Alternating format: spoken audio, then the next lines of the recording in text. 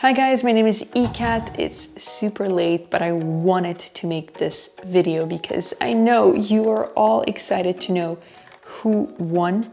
So I used my handy comment picker site and the winner is...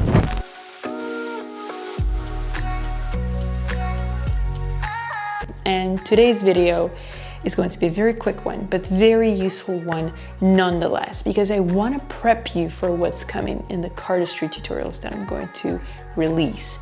Now, what's coming requires a certain condition for your cards. It's not enough to simply take a brand new deck of these boxes, for instance, open it up and go ahead and do cardistry. That is not something I do, so why should you? Although this is my favorite stock and I love everything about this, as you open, it's still quite slippery. Let me show you. I've also learned all of this the hard way. I've actually given a cardistry performance on stage with a brand new deck of cards. Never again. In fact, even magic, I try, like if I know I'm going to do magic and a little bit of cardistry there in close up, I am going to go through the process I'm going to show you now. So the first thing I do is I remove cards that I use for packet tricks and magic. So the jokers and the extra cards. So I don't go into breaking in these cards. You could, but I skip that phase because anyway, if I do gaff work or gimmick work, I insert those cards. So I don't actually have them in my deck otherwise. So now that they're gone, you can see definitely that feel. It's super neat to fan cards when they're brand new because that slippery, wobbly thing is helping your fans because gravity is making it go in a certain direction. But when you perform, this is your enemy. This is way too shaky. You're a little bit nervous, everything just crumbles on the ground. And I also like to do this when I'm on the couch, sitting, whatever. I'm actually doing this on my bed sometimes. Like I don't go into the surfaces where I know it's going to fall when I'm breaking these up and get damaged, because every single fall your cards take will damage the corners and you don't want that for cardistry. For example, what I'm going to teach you in an upcoming cardistry tutorial is the giant flower fan, and you absolutely will need to have all the chances on your side. That's why I'll also show you how to use fanning powder. This is the one that I have. I think I saw this on Penguin Magic. I'll find you some links and put them in the description box. I don't have any favorite brand. This is just the one that I've had for years. So I don't really run out of it.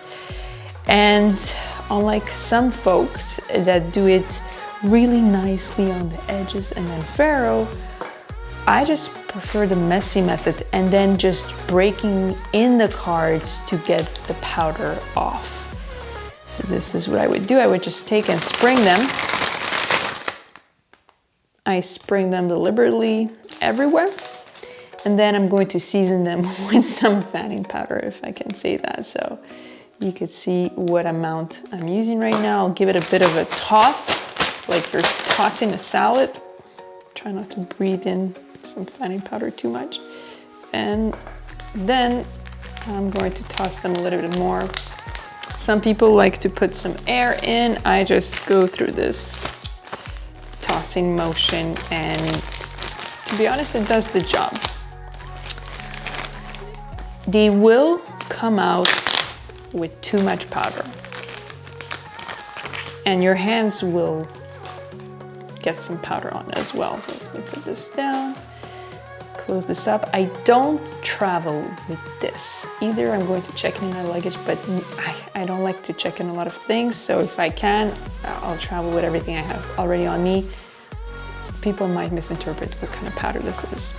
So this is what you might get on some cards. You can see that powder residue is quite visible. Some people might be very annoyed and tell me, eCat, what are you teaching us? This is ridiculous. Why all my cards are full of powder? What's going on? Don't worry. The first step is going to put them in one direction. You want them to face the same way, and you'll have a little bit of a triumph effect manually here. There you go, all cards are in order. So you know there's too much powder residue on the cards as it is now. So you know you can expect some blocking. Now for me, blocking is when it's not smooth and cards are blocking together. Now the powder left on your fingers is actually a feel you should try, because a lot of athletes are putting powder in order to have a better grip. So I don't mind having powder residue on my fingers as I go into this section of breaking into the cards. So oh wow, look, you can see the powder. It's quite neat. The first thing I would do then is not from this side, but from this side, go into the riffle shuffle. I teach all of what you will see on my channel, so don't worry, the links for everything will be in the description below. So you have your riffle shuffle. This is a sure way to get some of the powder off, so I will do it the other way.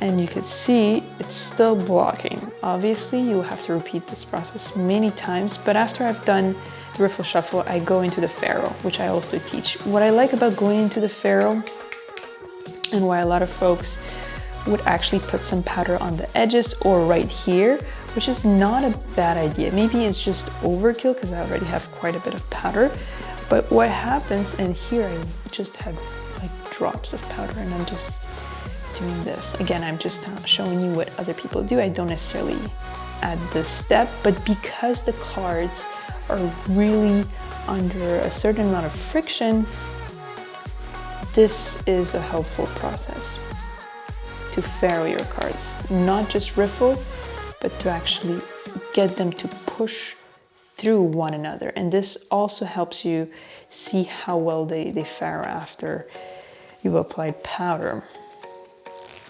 There you go. So we've done some riffle, we've done some ferro. I come back to the riffle.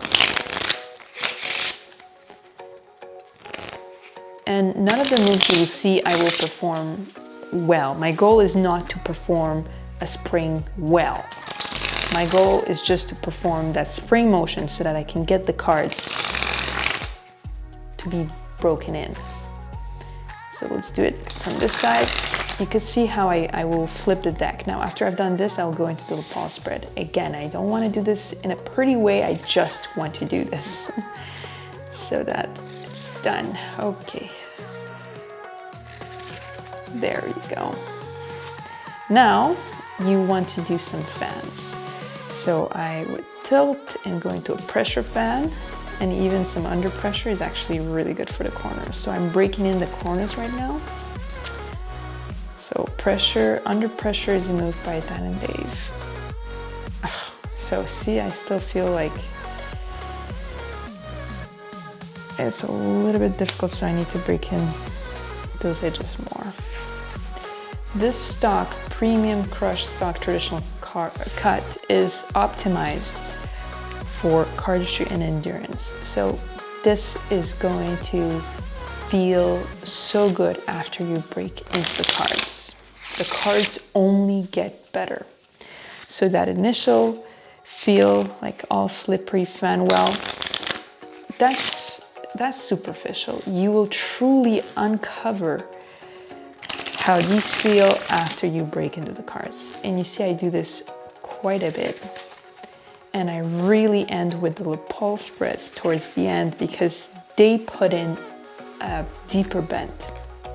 And if I'm about to do the flower fan, the next step for me is to finish with breaking in the middle with the flower fan bend, which is quite significant. But like I said, if you have a stock that can take some pressure, you can lapel spread and we'll go back to normal. So now I would flower fan the other way. See, I don't finish the move necessarily, I just need to get that bent in and out, flip, and I do it this way, and remove the bend, this way now, and move the bend. And after I've done this, I am pretty happy. And I consider this broken in. You can see now if I try to fan, there's no blocking, barely any blocking. If there's still some blocking, I just remove some bend. But you see, I've been just playing, I don't know how long I've been playing with them, but you cannot see the powder anymore. So once you've done a good job at breaking in, if you still see maybe like a tiny bit, just like remove it with your finger, it's no big deal. So that's really neat right now. And in top shape, no blocking, ready to go. So that's the ideal state. You can even test. It's not as wobbly. This reminds me of like a camera gimbal, like you get that to be stabilized. So that's how you break into cards. I would still, like, okay, if I don't have time and I didn't prepare a deck prior, I would be very happy to go into any show or circumstance with this. But I still prefer to just like watch some YouTube videos or some Netflix and continue just with some cuts. So random cuts just to get my fingers used to how it is. So continue playing with your cards. It takes maybe a couple of hours of playing with the cards, and there's this misconception that you're damaging your cards. You are not damaging your cards. The only damage really, if they fall, you're damaging your cards. If your hands are oily or sweaty, or you just ate like a big burger, juicy burger, and you put that grease all over, that will damage the cards. I hope this was helpful. You will be ready to tackle the giant flower fan. One of the upcoming cardistry vids. How quickly do you want me to film this? Could I release it on Friday? Could I release it on Sunday? Depends how many likes I get on this video. How about that? All right, thank you guys so much for watching, and I'll see you very soon.